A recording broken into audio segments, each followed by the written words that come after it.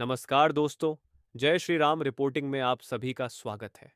आज दिनांक 24 अप्रैल 2026 को राजधानी दिल्ली के पौष इलाके कैलाश हिल्स से एक ऐसी हृदय विदारक घटना सामने आई है जिसने पूरे देश को झकझोर कर रख दिया है। एक सेवानिवृत्त आईआरएस अधिकारी के घर में घुसकर उनकी युवा बेटी के साथ जिस तरह की दरिंदगी की गई और फिर उसकी जान ले ली गई, उसने महानगरीय सुरक्षा पर गंभीर सवालिया निशान लगा दिए हैं। ये घटना सुबह के समय उस वक्त अंजाम दी गई जब पूरा इलाका धीरे धीरे अपनी दिनचर्या की ओर बढ़ रहा था।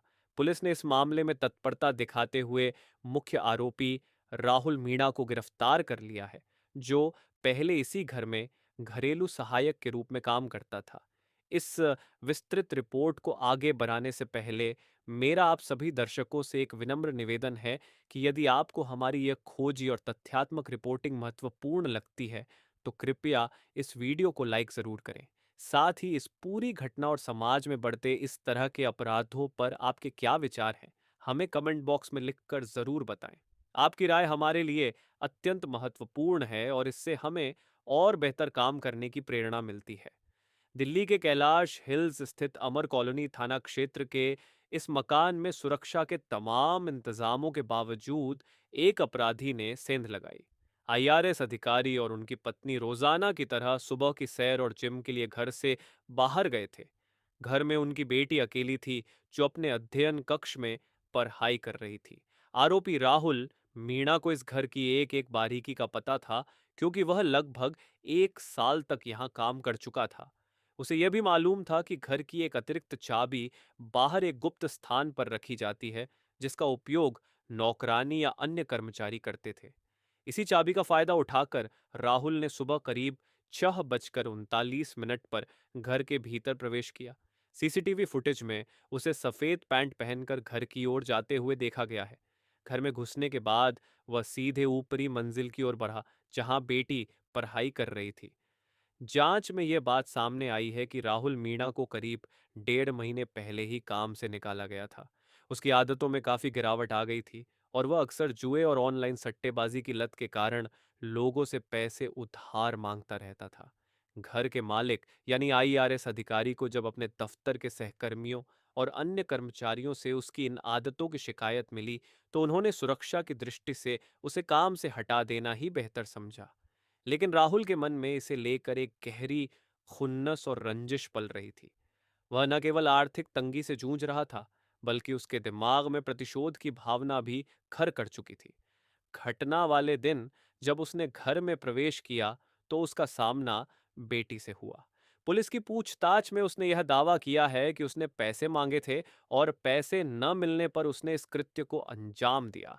लेकिन पुलिस इसे केवल एक बहाना मान रही है, क्योंकि उसकी मंशा शुरू से ही अपराध करने की थी। आरोपी ने पीड़िता के साथ न केवल मारपीट की, बल्कि उसके साथ दुष्कर्म जैसी घिनौनी वारदात को भी अंजाम दिया। जब पीड़िता ने अपनी जान बचाने के लिए संघर्ष किया, तो राहुल ने निर्दयतापूर्वक उसकी हत्या कर दी। हत्या करने के बाद भी उसकी दरिंदगी शांत नहीं हुई और वह घर में रखे कीमती सामान और नकदी की तलाश करने लगा। उसने पीड़िता के शव को घसीटकर लॉकर के पास ले जाने की कोशिश की, ताकि उसके बायोमेट्रिक यानी उंगलियों के निशान से लॉकर खोला जा सके। जब लॉकर नहीं खुला, तो उसने पेचकस और अन्य औजारों का इस्तेमाल कर उसे जबरन तोड़ा और वहां रखी नकदी लेकर फरार हो गया।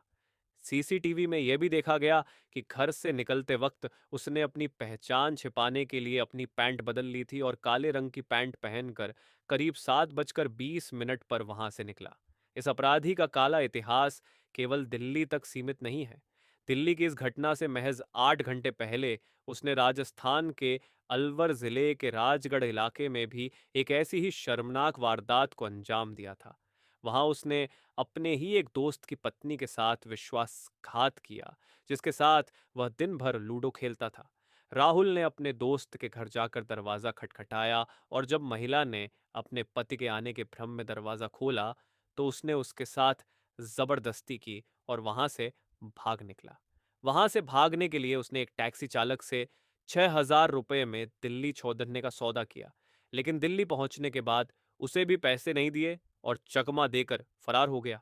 इससे साफ पता चलता है कि वह एक पेशेवर अपराधी की तरह सोच रहा था और लगातार एक के बाद एक अपराध कर रहा था। राहुल की पारिवारिक पृष्ठभूमि पर नजर डालें तो पता चलता है कि वह पढ़ाई में काफी मेधावी था। उसने 12वीं कक्षा में विज्ञान और गणित विषयों के साथ 90% अंक प्राप्त किए थे।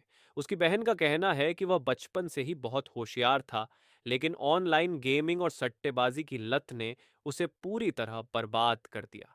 उसने सट्टे के चक्कर में लाखों रुपए गंवा दिए थे और उस पर काफी कर्ज भी हो गया था। यहां तक कि उसने अपनी मार्कशीट भी गिरवी रख दी थी और कॉलेज की फीस के पैसे भी जुए में उड़ डहा दिए थे। एक मेधावी छात्र का इस तरह अपराधी और साइकोपैथ बन जाना समाज के लिए एक बड़ी चेतावनी है। यह दिखाता है कि कैसे तकनीक और जुए की लत युवाओं को अंधकार की ओर धकेल रही है। पुलिस की तफ्तीश में यह भी पाया गया कि राहुल मीणा का व्यवहार किसी मनोरोगी जैसा है। वह पुलिस हिरासत में बद्धे ही मासूम चेहरे के साथ ये कह रहा है कि अगर उसे पैसे मिल जाते तो वह ऐसा नहीं करता। हालांकि दिल्ली पुलिस के अनुभवी अधिकारी उसकी किसी भी बात पर भरोसा नहीं कर रहे हैं। DCP south east Hemant Tiwari और उनकी टीम इस मामले की वैज्ञानिक तरीके से जांच कर रही है ताकि अदालत में पुख्ता सबूत पेश किए जा सके। फॉरेंसिक टीम ने घटनास्थल से उंगलियों के निशान, डीएनए नमूने और अन्य महत्वपूर्ण साक्ष्य एकत्र किए हैं। जॉइंट सीपी विजय कुमार इस पूरे मामले की निगरानी कर रहे हैं ताकि जांच में कोई भी कमी न रह जाए। जैसे जैसे यह खबर फैली, जनता के बीच भारी आक्रोश देखने को मिल रहा है। सोशल मीडिया पर लोग इस अपराधी के लिए कड़ीडी डेई से कड़ीडी सजा की मांग कर रहे हैं। कुछ लोग इसे समाज की नैतिक गिरावट का परिणाम बता रहे हैं, तो कुछ लोग घरेलू सहायकों के पुलिस वेरिफिकेशन पर जोर दे रहे हैं। पुलिस का भी यही कहना है कि किसी भी व्यक्ति को घर में काम पर रखने से पहले उसका पूरा रिकॉर्ड जांचना अनिवार्य है। राहुल मीणा को जिस कर्मचारी के संदर्भ पर रखा गया था, उसने भी शायद इसकी आदतों पर गौर नहीं किया था।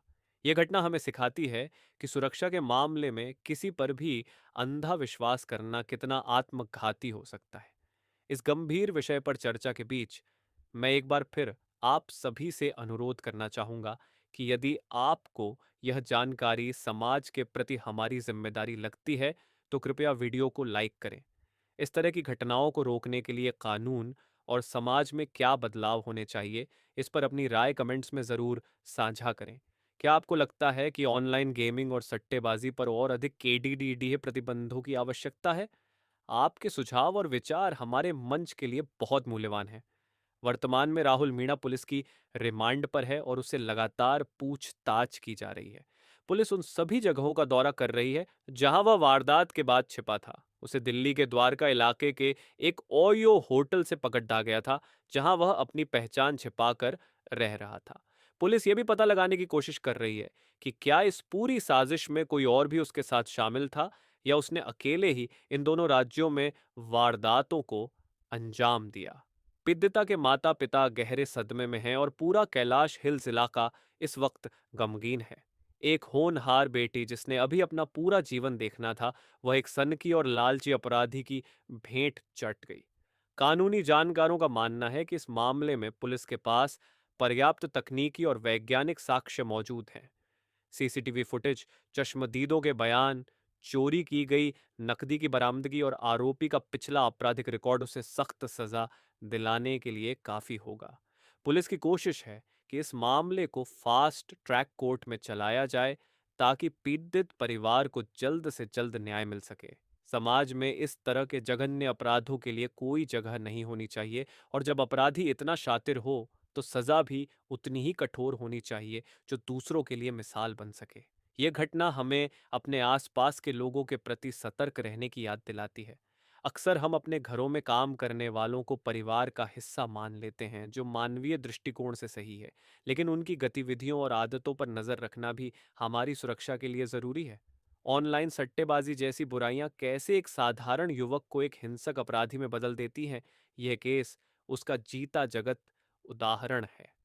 युवाओं में बढ़ती रातों रात अमीर बनने की चाहत और उसके लिए गलत रास्तों का चुनाव आज की सबसे बड़ी सामाजिक चुनौती बन गया है। अंत में हम केवल यही उम्मीद कर सकते हैं कि कानून अपनी पूरी शक्ति के साथ काम करेगा और इस निर्दोष बेटी को न्याय मिलेगा। यह समय शोक का भी है और आत्ममंथन का भी, कि आखिर हम एक समाज के तौर पर कहाँ चूक रहे हैं। सुरक्षा केवल पुलिस की जिम्मेदारी नहीं है, बल्कि एक जागरूक नागरिक के तौर पर हमें भी सचेत रहना होगा। भगवान पीड़िता की आत्मा को शांति प्रदान करें और उसके परिवार को इस अपार दुख को सहने की शक्ति दें। न्याय की इस लड़ाई में हम सभी को एक साथ खड़े होने की आवश्यकता है। देखते रहिए जय श्री राम रिपोर्टिंग। धन्यवाद।